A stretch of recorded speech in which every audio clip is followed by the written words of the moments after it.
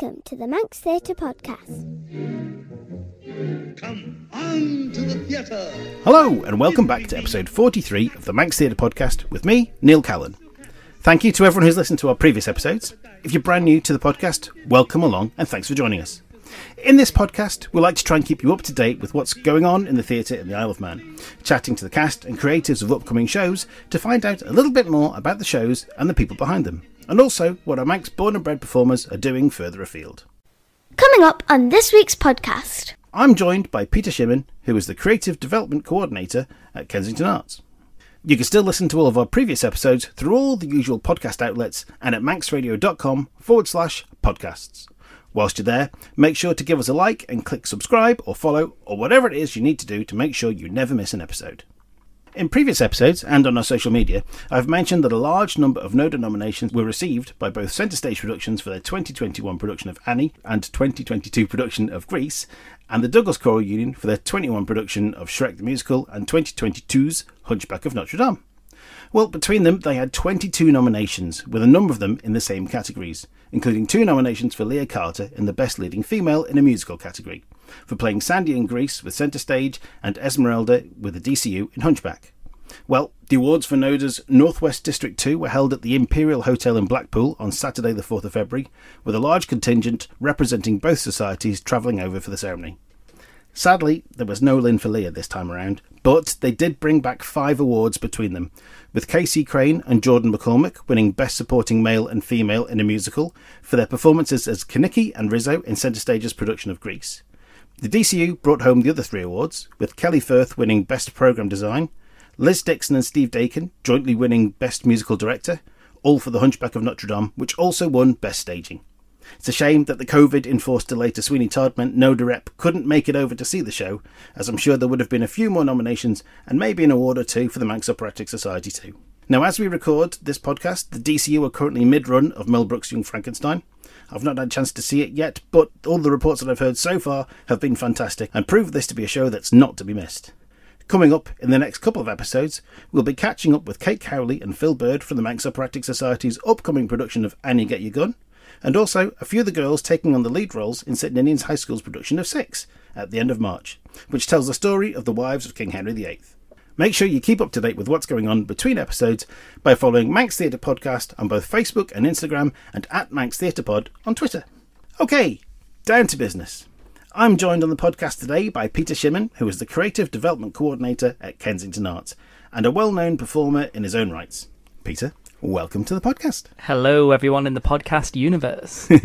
So, Peter, you are as I said, it's the Creative Development Co-Ordinator at Kensington Arts. Tell me, what does that entail, and what is Kensington Arts to begin with? It sounds like a fancy title, doesn't it? Not as fancy as I am, I can tell you.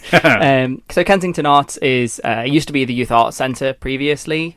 Before then, it was Douglas Youth Club. It was the Douglas School of Art back in the day. So people know it by many different names, and I've taken over managing the centre. Basically, we are a venue owned by the Culture Division of the Department of Education, Sport and Culture, which basically means that we're linked to education, but we're also linked to the Isle of Man Arts Council and the Villa Gaiety as well.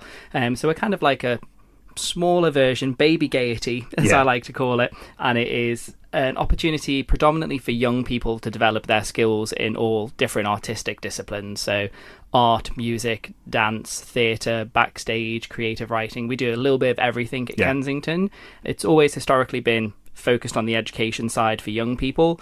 With me coming into this role in the last 12 months or so, I've been looking at trying to expand that into the wider community. So we're starting to introduce more activities for people after school age as well. We've got a community choir that's for all ages.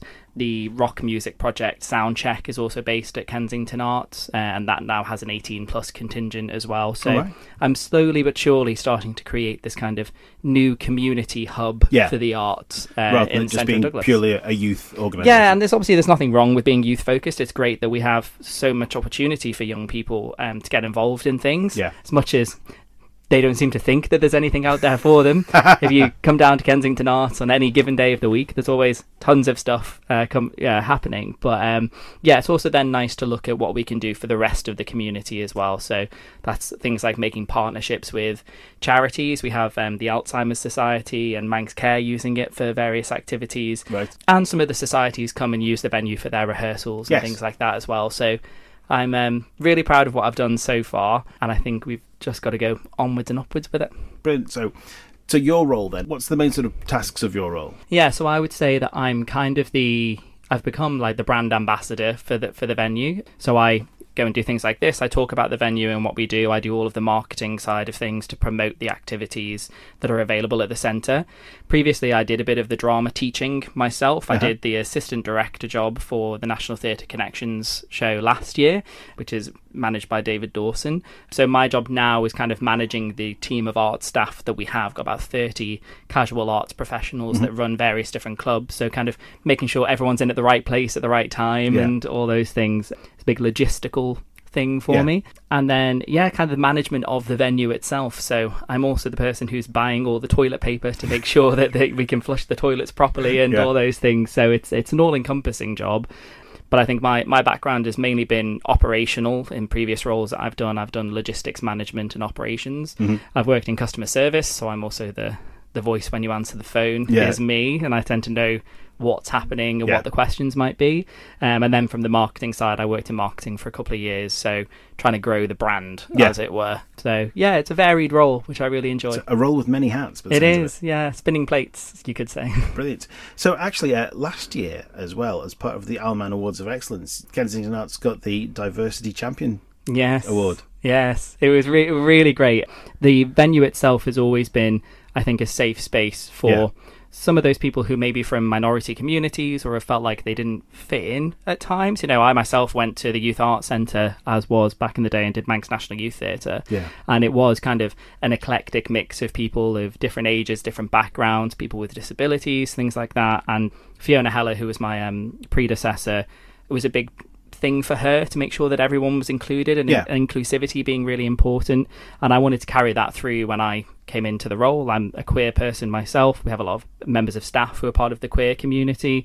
And we did a lot of work last year in that kind of space. We collaborated with Manx National Heritage on an exhibition. We held a queer artisan market for LGBT History Month. So I kind of started doing a bit of work in that space, always linked to the arts in some way. And then when the opportunity came around to go for the Awards for Excellence, it was good to kind of represent the centre or put it out there into the world that the centre is a place for everyone and where everyone can be accepted. So it was really lovely for that to be acknowledged. Yeah, it was fantastic. Also as well, I've noticed that recently you've become one of the Future Arts Centres. Yes, we recently have become a member of Future Arts Centres, which it's relatively new, the last kind of 5 years or so, of, I want to say, the creme de la creme of art centres, but it's people who or art centres across the UK that kind of share our vision of becoming community hubs. So we've got some really lovely kind of, people in our cohort. I've recently been to Huddersfield, to the Lawrence Batley Theatre, and they're on there.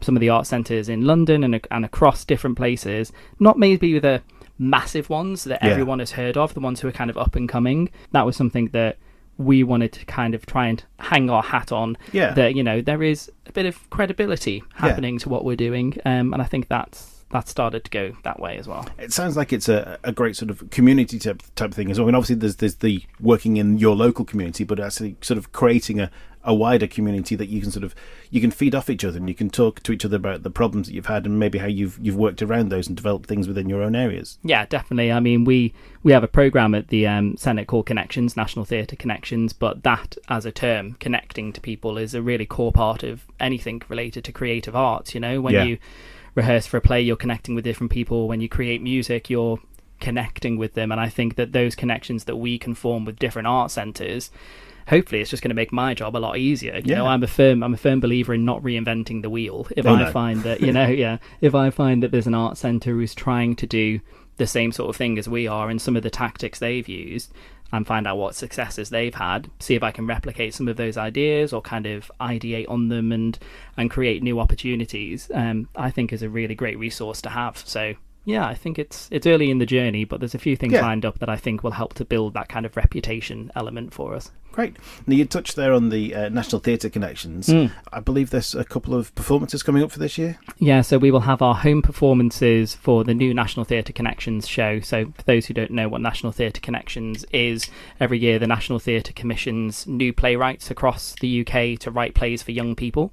So we have Innocent Creatures by Leo Butler. We are performing on the 17th and 18th of March, before we then go to perform it at the York Theatre Royal in York. Well, that's a nicer trip than we've had previously, yes. Rather than the trip to Inverness a few years ago.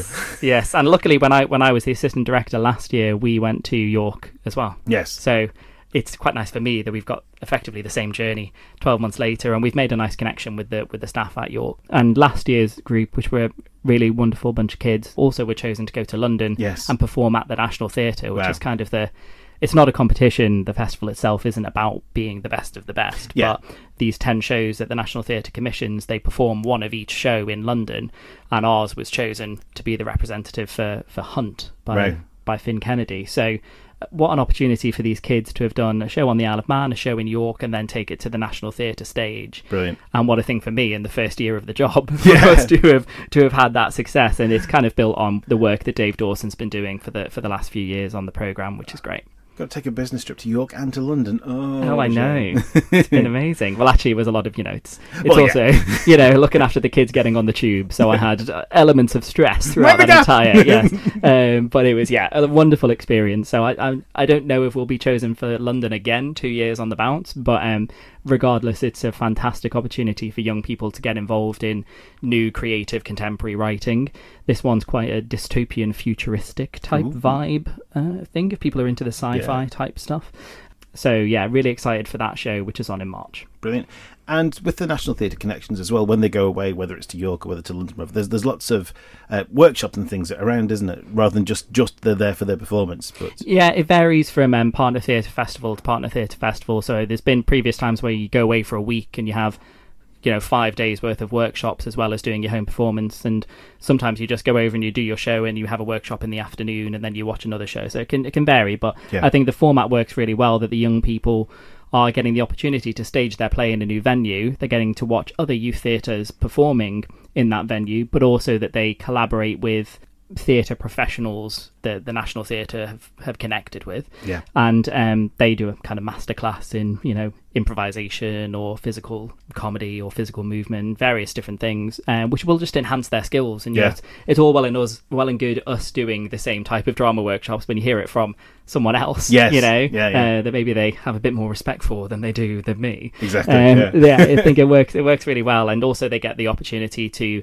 meet the other kids that have been doing the shows in different parts of the UK. So when we did Hunt last year, there was another group that did Hunt, was performing on the same festival. So they were able to meet other young actors that played the same character as them and talk about how they both approached it in different ways. So it was just lovely to see those, again, inverted commas, the connections being built between these young people. I mean, it's not an opportunity that I had as much when I was younger, so I think it's great. And of course these days as well, I mean, when we were kids, you get to go away and you meet other people in different things, but nowadays with social media, it must be so much easier for those kids to stay in touch with these kids that they meet. And I remember listening to something the other day, and Lisa Kreisky was talking about when she won Young Actor of Man, although it wasn't called Young Actor of Man back in those days, it was the Isle of Man Bank Drama Scholarship. Oh, there you go. Yeah. And she went away on the course. Yeah, you do like a summer school. Yes, like a summer school, like a week-long summer school, And she met a girl on that, and she became firm friends, and 2 years later, she goes off to drama school, and that same girl is on the same course as her. So it was, it's lovely, isn't it? And it is,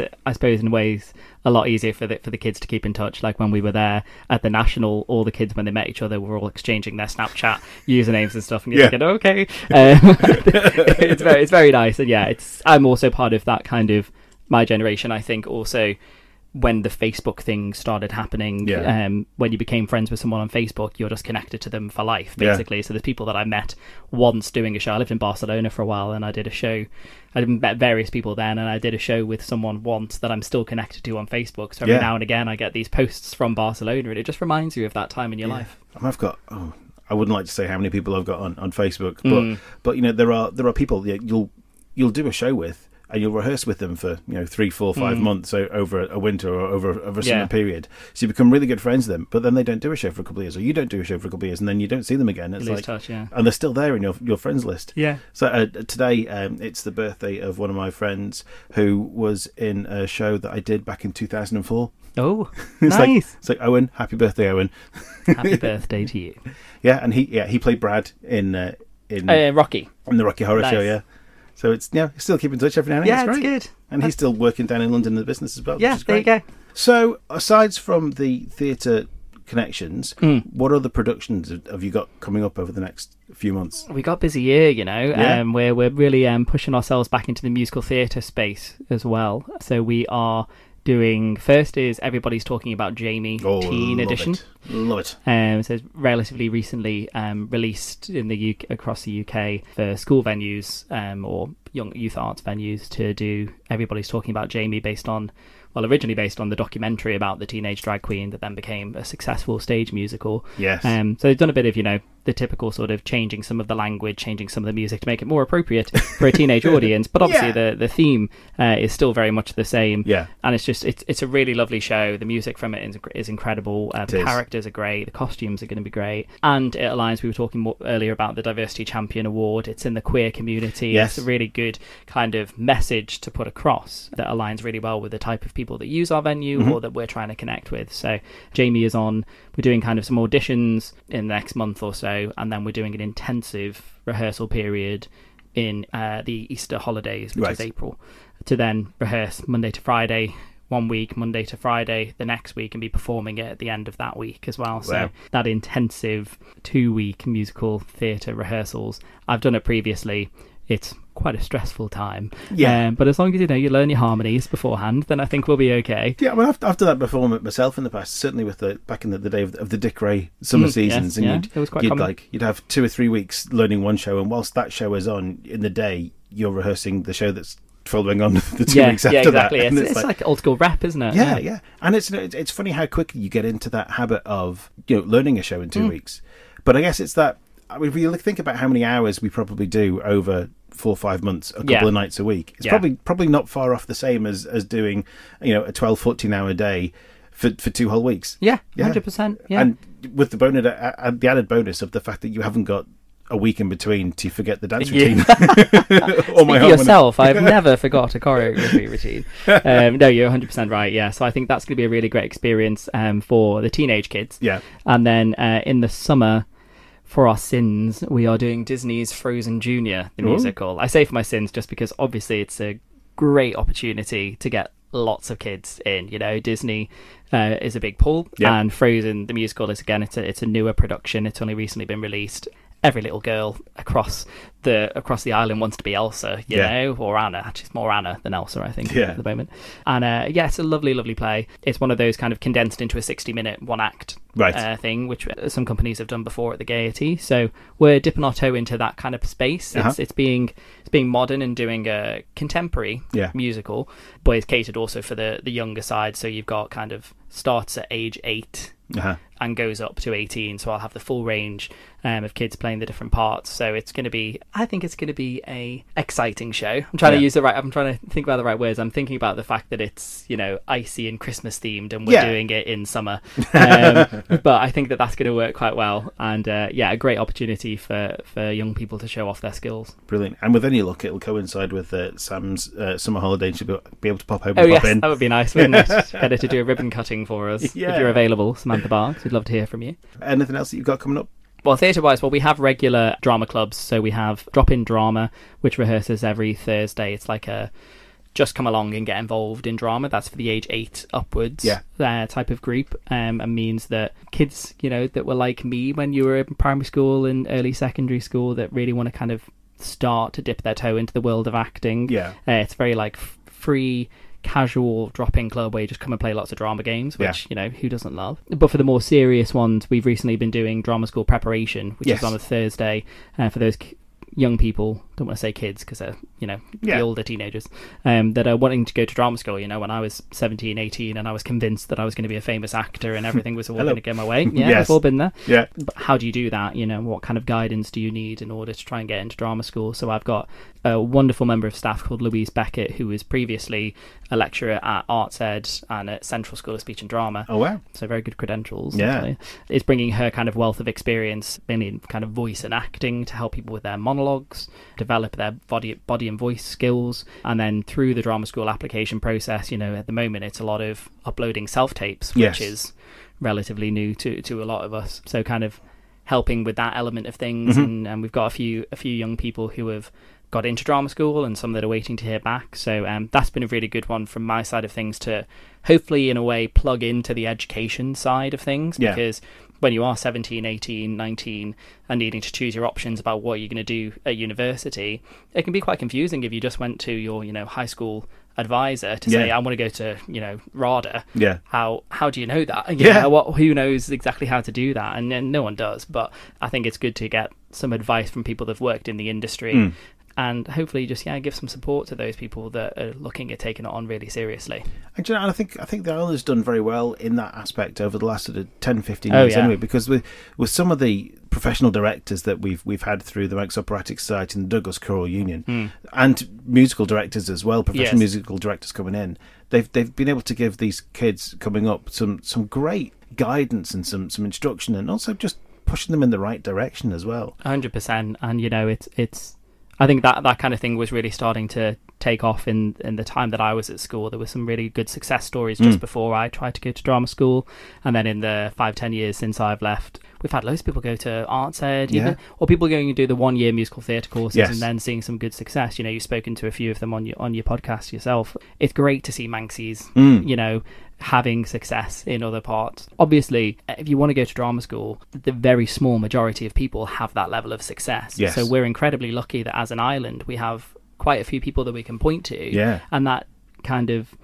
says enough about the experience that you can build on the Isle of Man, whether it's in the amateur societies, whether it's in school where they champion performing arts. It does mean that the caliber of young performers is really strong. It means that there's a lot of young performers that really want to go and do it. Yeah. And at times you want to say, if you're quite academic, maybe think about some of the stuff that you could do. Yeah. Because I remember when I went to do my acting course, the first thing they said when we came in was, if there's anything else you can do that. Yeah. You don't be here unless this is the only thing that you can do.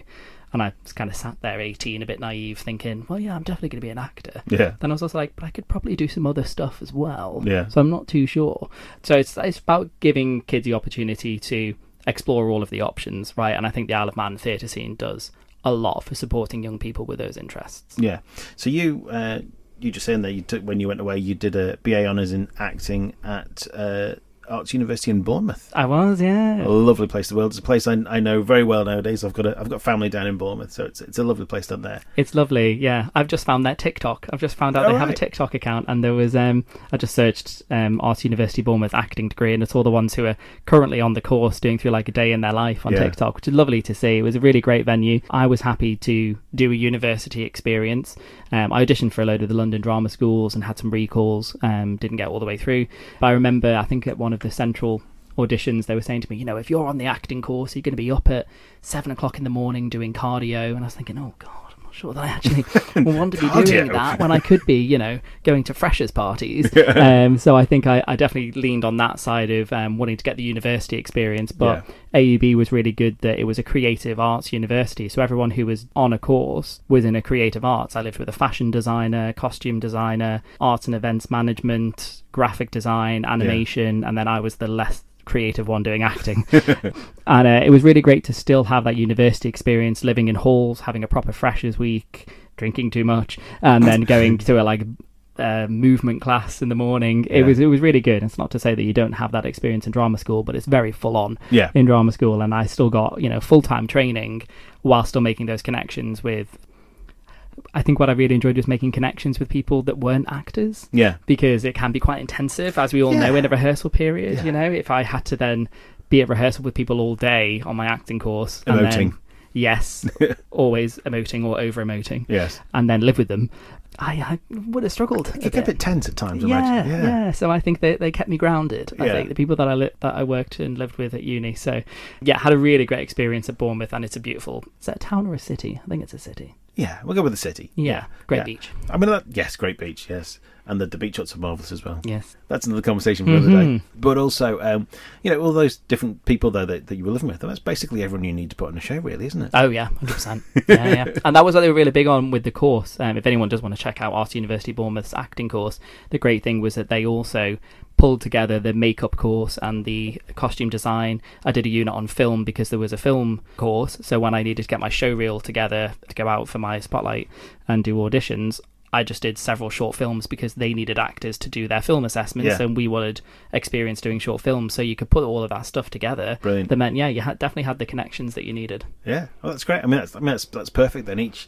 of the courses have their own sort of on tap requirements. Yeah, then that's great. Yeah, fantastic.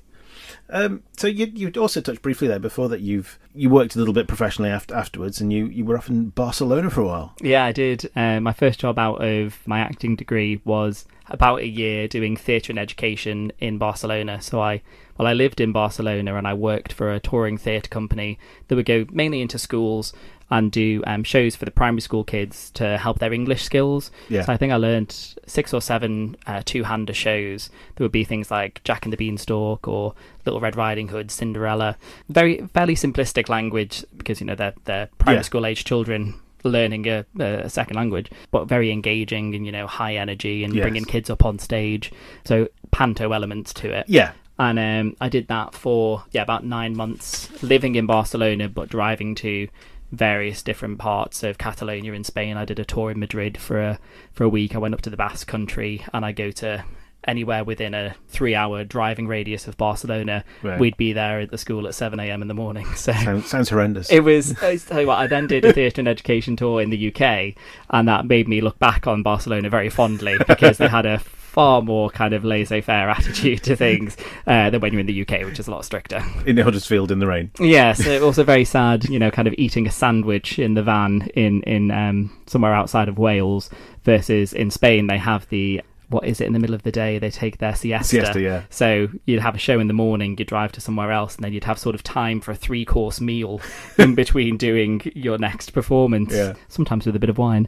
And you just would have a really great time with it. So I think now, at the time I was quite scared because I was fresh out of drama school and I didn't know what I was doing. But after doing the tour in the UK, I was like, oh yeah, I had it quite good in the sun in Barcelona for 9 months. It was great. So what was it that brought you back to the island?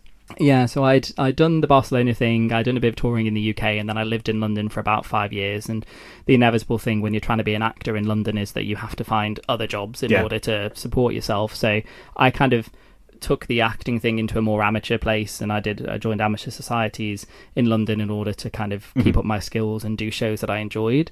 And then Did you do some directing as well with it? I directed as well. Yeah. I directed a musical, How to Succeed in Business Without Really Trying, and Dogfight the Musical by Pasek and Paul. Yes. So two great the shows. Same guys that wrote Dear Evan Hansen. Dear Evan Hansen and The Greatest Showman, Yeah.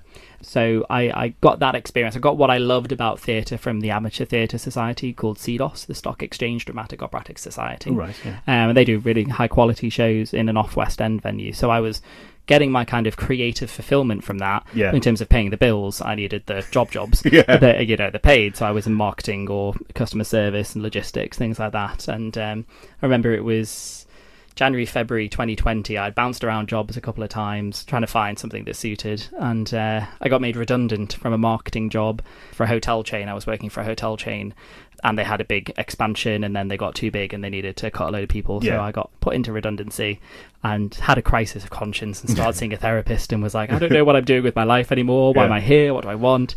And this was February 2020, so you kind of know what's coming up in the next month or two. So I very much sort of said, what are your actual goals in life? What do you want to see yourself doing? And I knew, for me, I definitely wanted to move back to the island. It's somewhere that I've always felt very strongly connected to. Yeah. I am Manx born. I was very involved in the theatre scene over here. My family is very involved in things over here. So I always had a really strong connection to the island. So for me, it was always a case of, when, not if, I return home, you know? If I was going to raise a family, buy a house, things like that, I was going to want to do it in the Isle of Man. So when I started talking to my therapist, which I always recommend, find a therapist, particularly if you're in the creative arts, and we need it, she just tried to, tell me what is it that you're actually trying to get out of life, and where do you think you're going to find that fulfillment? And through various talking therapies, I found that the Isle of Man was in a way calling me back. And then pandemic happened, or pandemic was starting to happen. The news was kind of coming out about the various, not the lockdowns at that point, I think it was when the cruise ships were happening at the very start of it. I remember kind of not being sure about whether to come home or not. And my cousin Chloe Shimmin, who you've spoken to before, she was looking at potentially going home as well, because she lived in London.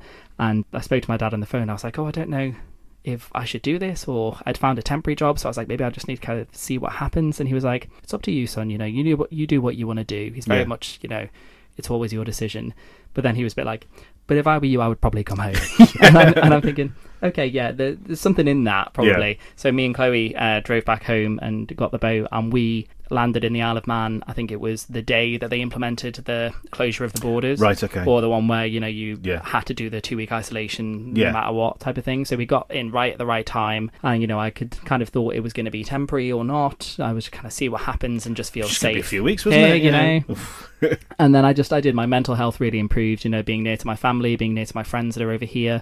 I love all of my friends who are in London and in the UK as well, but there was something about coming home and feeling that sense of safety and security, particularly because for a long time the Isle of Man did a lot better than the UK on the COVID side of things. There's the proximity to the sea as well has a lot to it's a calming effect, isn't it? I can see the sea from where we are now in the studio, and it is really, really nice to be back home type of thing. So I think those kind of things settled for me over time, and I was working remotely for a company in London, but when the job came up at Kensington, I was thinking that's a bit of an alignment of everything I could possibly want. So by that point I'd been pretty fixed on staying, and then was lucky enough to be able to buy a house and stay. And then I was like, okay, well, my mum's definitely going to be happy. It seems like I'm here for good. So that's kind of I hate the word organic, but it's kind of an organic process that happened, and I've been really, really happy since. It's funny how you were saying about, there's always that kind of attraction to come back to that. When I was a kid, I grew up in St John's and in Peel, and the vicar at the Methodist Church in Peel, he always said that the Isle of Man has this kind of bungee effect. Everyone at some point wants to leave, but you only get so far, and at some point that bungee cord starts to pull back. And with a lot of people, it tends to be they'll go away for university and they'll go away to work, but after a while, there's that kind of thoughts of, I want to start a family, I want to settle down, and that's when the cord starts to pull back in and brings people back home again. Yeah, and there's some people would find that horrific, and some people would find that lovely, And I've got friends who have grew up in the Isle of Man and have now left and gone over to the UK and will always stay in the UK now, and there's absolutely nothing wrong with that, of course. But I think, there's something in the Isle of Man that does have that draw. And for me, a big part of it is the theatre scene, the creative arts that we have over here. I had a level of fulfilment of it in London, but I tell you what, like a lot of the London societies don't have the kind of budgets that we have in the Isle of Man. When you've got a theatre like we have, all the theatres, like you have to put on shows at that theatre that kind of honour the venue itself. And when we were in a kind of small studio theatre in London, it wasn't quite the same. You didn't have the same amount of time and the same amount of budget all the time to do it. So that's by no means the reason, is because I wanted bigger, flashier productions. But there's something about kind of that feeling of coming home to a place where I kind of felt more settled in knowing what the theatre scene kind of worked like. Whereas in London, you're a small fish in a big pond. There's hundreds of thousands of boys that look like me that think they want to be actors. They're in London. So, why not return home instead? So do it, young people. We need you. You're listening to the Manx Theatre Podcast with Neil Callin. How did you get started in the first place? What was it that first sort of drew you to the stage? I remember, shout out to Johanna Downing-Green, who is on stage in Young Frankenstein at the moment. She said she was going to go to a drama club that was on in year 4. We went to Balaclone and Fairfield. It would have been in Fairfield. And one of the teachers has started up an after-school drama club, and she said, do you want to come with me? Because we were friends. And I was like, yeah, I guess so. And loved it from there. Did the drama club every week for all the years I was at primary school. And then I went to Balaclone, which obviously is had always been very performing arts focused. And as a natural progression, just got more involved in the theatre shows. But I suppose I was always a my parents would say a bit precocious in terms of my my star was always wanting to shine, I suppose. I was always quite confident, a good speaker. Just a question: are you the youngest? I am the youngest. There Yeah, you go. funny that. I'm the youngest of 4 as well. Yeah, it's funny how that happens. It's amazing how many of us are the youngest, actually. So I definitely found that it was somewhere where I felt comfortable being on stage, and just kind of grew from there. And Ballacomine was a great place for nurturing that kind of, I want to say innate talent, but it's probably just those kids that want to show off. So who was it? Was it Adrian Burnett or Chris Mabry that was? I would have had Chris for most of my drama classes, and obviously I interacted with Adrienne quite a lot as I kind of did more and more of it. So I was in all the school shows, and then I joined Manx National Youth Theatre with Fiona. I joined Theatrics with Susanna Hodgson, Susanna Mabry, as is now, and I also then did DCU. I did Jackie and Sonia. I did stage 1 drama. I did anything and everything you could. Whereas my brother went down the sports route, I went down all of the drama route and did all of the drama. And then just continued it. So I think I was very grateful to my parents for supporting that, and I think they saw something in me that just came natural, and that I felt comfortable, and that I found my clique and my people. And I'd spend all the evenings in my room burning musical theatre CDs, as we used to have to do, to download music and then burn it onto your own CD. That was my vibe. You know? Always loved it. No, I have a memory back to a Ballacomine show, and I think it was probably a couple of years after we did it with the Manx Operatic Society, but there was a production of Return to the Forbidden Planet. Yes. And you were the doctor? I was Dr. Prospero. Dr. Prospero, yes. My last show, Yes. It was great. The last one, was it? It was my year 13 show. Yeah. Wow. I seem to remember a brilliant little sort of stick-on goatee or something. Stick-on goatee and mad scientist hair that I threw talc into.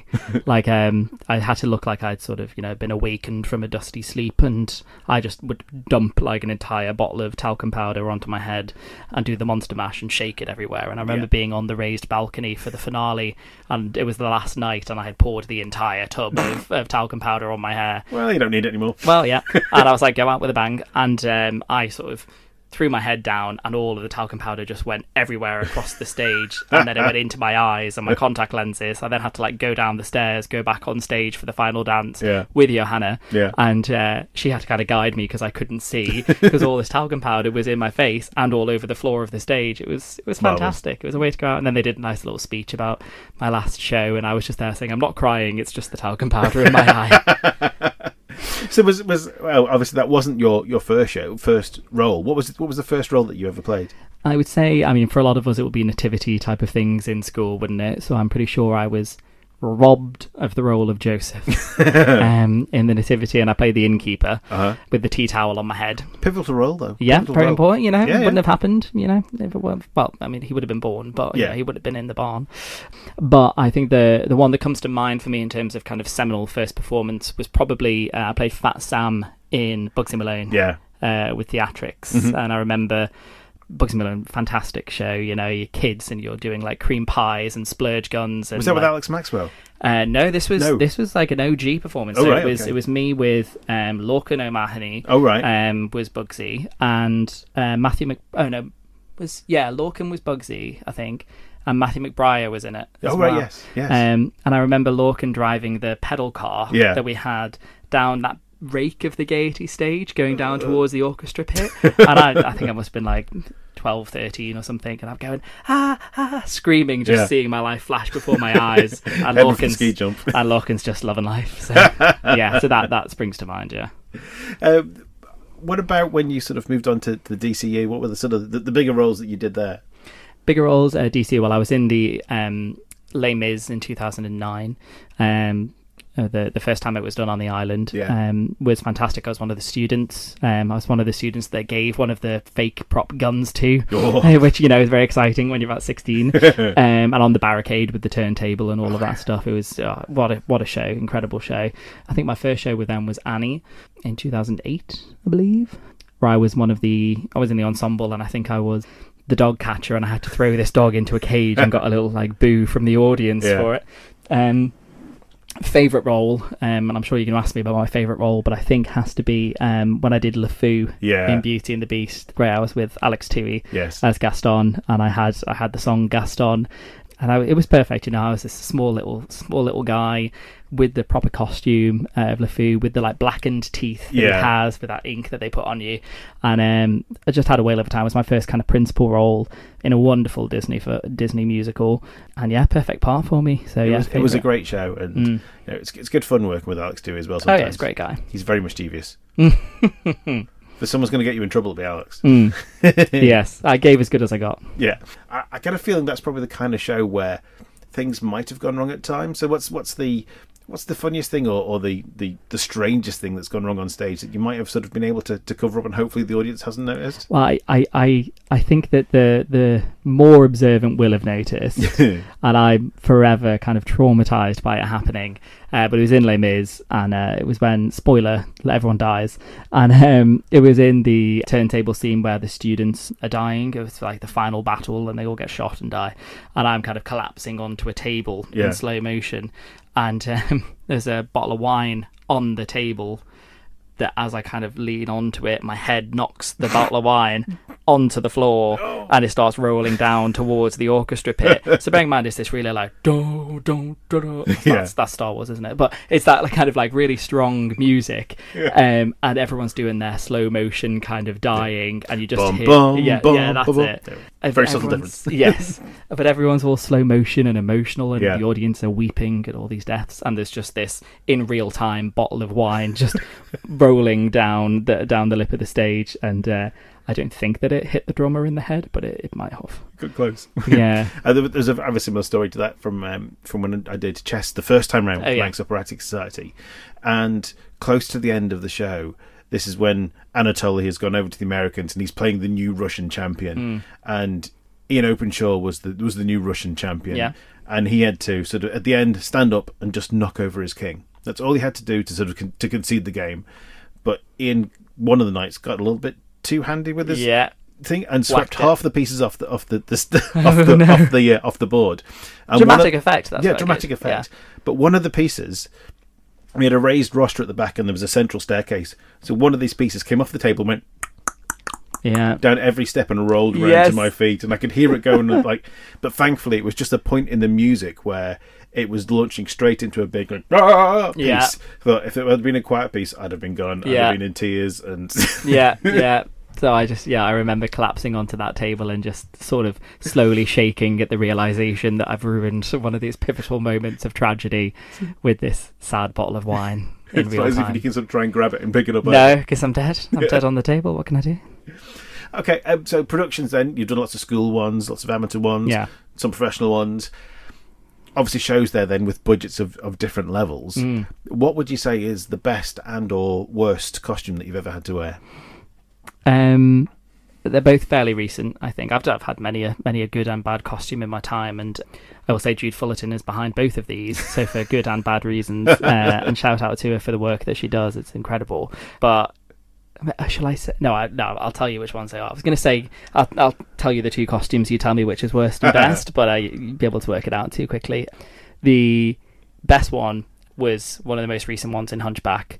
I had my kind of soldier gear on as Frederick, the soldier, but in the second act I had the proper like metal breastplate piece. It was far too heavy for me, but it gave you that proper manly sort of, I'd grown out my beard and I was very, very firm stance soldier of the whatever period it's set in, the 1700s. Something like that, olden time. Costume, just really wonderful with my sword and everything. Like, who doesn't want what boy doesn't want that kind of, very feeling really butch. Yeah, and actually I don't get to feel like that way very often, so I made the most of it. And then sorry Jude, but the worst has to have been Humpty Dumpty for Shrek. I didn't hate the costume necessarily, because I looked like Humpty Dumpty the egg, but I couldn't dance in the thing, couldn't move in the thing. I had a wig that kept popping off my head that was poking out of this hole of the egg all the time. It drove me insane. I worked. I'm not a natural dancer. I'd worked so hard on the choreography that Perry O'Day had set. I couldn't do any of it because my arms were just out really far. Just your hands poking out, and I could barely turn around in the count. So I mean, it would have been hilarious, right? This egg struggling to dance, but for me I was like, I'd worked really hard on that. That's me thinking that was a character choice. Yeah, I know. And everyone just thought it was hilarious the way I was playing that off, and I was like, oh yeah, it's intentional. It's amazing how many costumes from Shrek come up as the best and the worst. Yeah. I mean, obviously Jonathan and Ian had... Well, the sweat, man. Yeah. Yeah, I mean, they were saying they were their choice for the best because they just looked amazing, yes. but the sweat and the heat of them were horrendous. Yeah.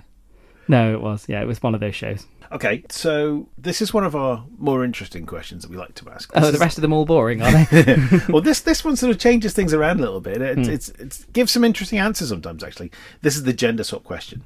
So if you could play a role of the opposite gender, what would it be?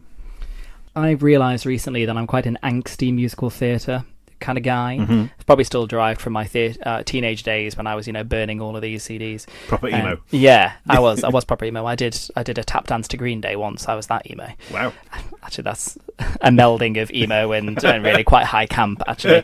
But yeah, I had the eyeliner and everything. But no, the angsty contemporary musical theatre lover in me, it's all about the last 5 years. Yeah. By Jason Robert Brown. And I love the show. I did like an adaptation of it for my third year show.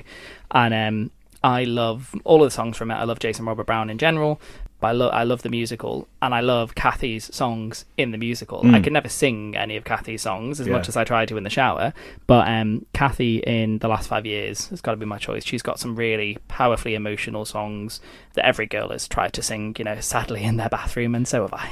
It's Still Hurting, that's one of them. Still Hurting is up there. Olivia O'Shea used to sing that song, and it's and I think it was either Olivia or Sam that introduced me to Jason Robert Brown. I think I went to see the Guild one year, and one of them was singing maybe something from Songs for a New World or from the last 5 years. And I think Hannah Clinton sang it in the Guild this year recently. She sang it might have been Still Hurting. Just wonderful part. And I saw Sam Barks do it when she did it at the Other Palace as well. So yeah, I would love to play that part if I was a woman. So in the last 5 years, it's a great show because it tells the story of a love affair, but from the view of the man and of the woman. But one tells it from the meeting to them breaking up, and the other one starts it from breaking up back to meeting. So they're telling the stories the opposite way around, isn't it? Exactly, yeah. She starts the show with them middle. breaking up, and he starts the show with them on their first date, and then they cross over and meet in the middle where they get married, and then go in the opposite direction. So you start the show feeling really sorry for her because she's gone through such this horrible traumatic breakup, and the guy must be such a horrible person for doing this to her. And by the end of the show, you've seen more of the guy's perspective as well, and you're thinking, oh, it's more complicated than that. Yeah. So it's just a really incredibly clever, I think, storytelling technique that these use there, and I love it. I think he's an incredible composer, and some very, very talented performers have done his songs, and more should. Brilliant. Now this is a new one, so obviously there's been some really, really good shows come out in the last sort of 10-15 years, and is there a part in a show that has kind of passed you by? It's a part that you would really love to play, but you can't because you're now too old?